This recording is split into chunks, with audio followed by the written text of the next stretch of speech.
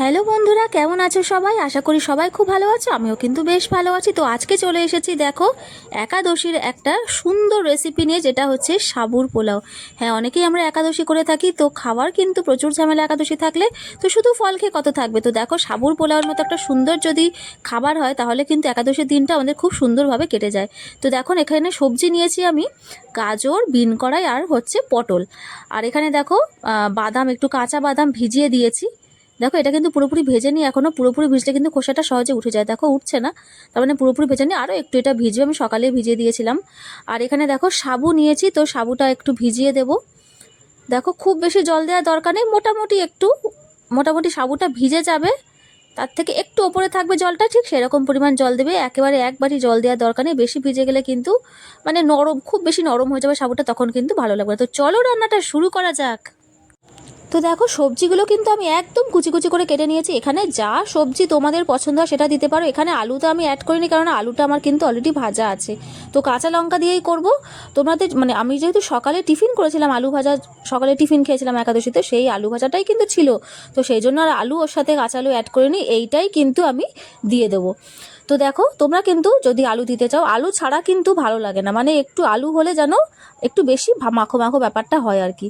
তো দেখো তেলের মধ্যে এই যে দিয়ে দিলাম, সাদা তেলের মধ্যে সব সবজিগুলো। তোমরা যে কোনো সবজি এখানে ইউজ করতে পারো, যা যা তোমরা খেতে ভালোবাসো। তো আমি মোটামুটি এই সবজিগুলো ছিল বাড়িতে, এটাই দিয়েছি। আর শীতকালে হলে ফুলকপিটা দিলে কিন্তু দারুণ লাগে।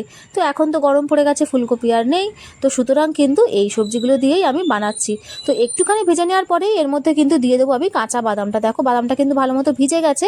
তারপরে কিন্তু যে সবজিগুলোর সাথে দিলে কি হবে, ভালোভাবে ভাজা হয়ে যাবে, আর কাঁচা থাকবে না। তো এতে ভাজা, যদি তোমাদের কাছে কাঁচা বাদাম না থেকে থাকে তাহলে কিন্তু তোমরা এতে ভাজা বাদামও ইউজ করতে পারো। তো আমার কাছে যেহেতু কাঁচা বাদাম ছিল, তাই জন্যই সেটা আমি ইউজ করেছি। দেখো এখানে একটুখানি নুন দিয়ে দিলাম, হলুদ তো দেবো না যেহেতু একাদশীর খাবার। তো হলুদ অনেকে খায়, আমরা কিন্তু হলুদটা খাই না। তো এই যে একটু ভালো করে কিন্তু গ্যাসের ফ্লেমটা মিডিয়াম করে আমরা ভেজে নেব। তোমরা যারা একাদশী করো আর এই খাবারটা কখনো করে খাওনি, অবশ্যই কিন্তু একবার ট্রাই করে দেখো, দারুণ সুন্দর লাগে কিন্তু খেতে। আর তেল কিন্তু একদমই কম লাগে, যেহেতু সাবুর, তো তেল কিন্তু খুব একটা বেশি লাগে না। একেবারে ভাজার সময় আমি তেলটা দিয়েছি, পরে আর কিন্তু কোনো রকম তেল আমি অ্যাড করব না। তো দেখো এই দেখো সবজিগুলো কিন্তু পুরোপুরি আমার ভাজা হয়ে গেছে, তারপরে কিন্তু এই আলু ভাজাটা আমি অ্যাড করে দিলাম, যেহেতু ভাজা ছিল আমার আগে। তো এই যে আলু দিয়ে দিলে কিন্তু ব্যাপারটা বেশ ভালো হয়। তো যারা আবার আলু খাও না, অনেকে সুগারের প্রবলেম থাকে, তারা কিন্তু আলুটাকে অবশ্যই অ্যাভয়েড করতে পারো। ওই যে বললাম যে তোমাদের যে যে সবজি পছন্দ তোমরা সেই সেই সবজি দিয়েই কিন্তু এটা বানিয়ে নিতে পারো। তো বাদামটা কিন্তু অবশ্যই দেবে, বাদাম দিলে কিন্তু দারুণ সুন্দর টেস্ট আসে। আর এর মধ্যে কিন্তু কাঁচা লঙ্কাটা আমি কুচি কুচি করে কেটে দিয়েছি, যাতে খাবার সময় একটু মুখে পড়লে কিন্তু ঝাল ঝাল হয়। ঝাল, নুন, মিষ্টি এগুলো কিন্তু যে যার স্বাদ মতো অনুযায়ী দেবে। আমি কিন্তু কোনো রকম পরিমাপ বললাম না, কারণ আমাদের সবারই কিন্তু টেস্ট আলাদা হয়। কেউ একটু নুন বেশি, ঝাল বেশি, মিষ্টি বেশি এরকম খাও, কেউ কম খাও, তো সেটা নিজেদের টেস্ট অনুযায়ী কিন্তু তোমরা দিয়ে দেবে। তো দেখো সমস্ত সাবুটা কিন্তু জল থেকে ছেঁকে আমি এর মধ্যে দিয়ে দিচ্ছি।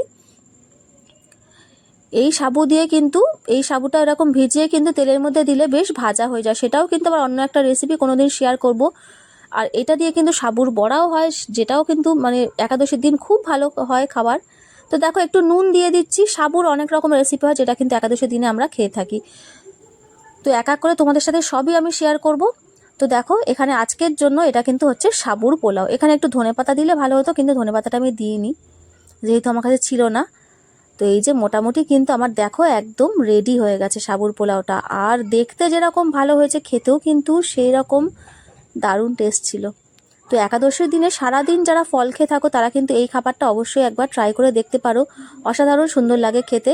তো যারা যারা এতক্ষণ আমার সাথে ছিলে, ভিডিওটা দেখছিলে, তাদের সবাইকে অসংখ্য ধন্যবাদ আর অনেক অনেক ভালোবাসা আমার সাথে এতক্ষণ থাকার জন্য।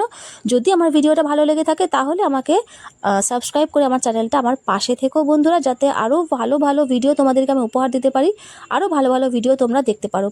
প্রচুর রান্নার ভিডিও আসবে এই চ্যানেলে, তো তোমরা অবশ্যই কিন্তু চ্যানেলটা সাবস্ক্রাইব করে আমার পাশে থেকো, তোমাদেরকে এইটুকুই অনুরোধ করব। আর ভিডিওটা অবশ্যই ফুল ওয়াচ করবে।